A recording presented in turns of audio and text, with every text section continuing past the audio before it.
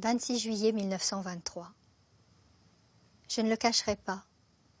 J'ai tellement perdu l'habitude d'être, disons, compris, qu'aux premiers instants de notre rencontre, j'ai eu l'impression que c'était une plaisanterie, un leurre de carnaval. Et ensuite, mais il y a des choses dont il est difficile de parler, de peur que le contact des mots n'efface leur merveilleux pollen. Oui, j'ai besoin de toi, mon conte de fées, car tu es la seule personne avec laquelle je puisse parler de la nuance d'un nuage, du chant d'une pensée.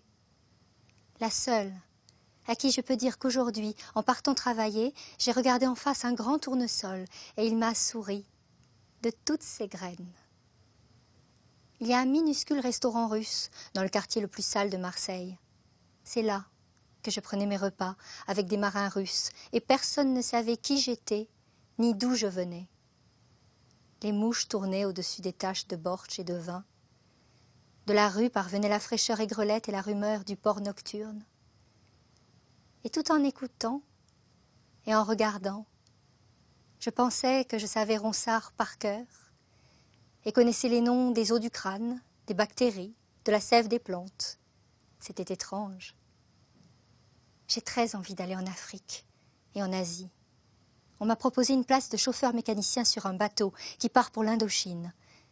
Mais deux choses m'obligent à rentrer pour un certain temps à Berlin. La première, c'est que maman se sent vraiment très seule.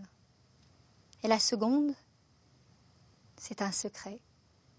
Ou plutôt, un mystère que j'ai terriblement envie d'élucider.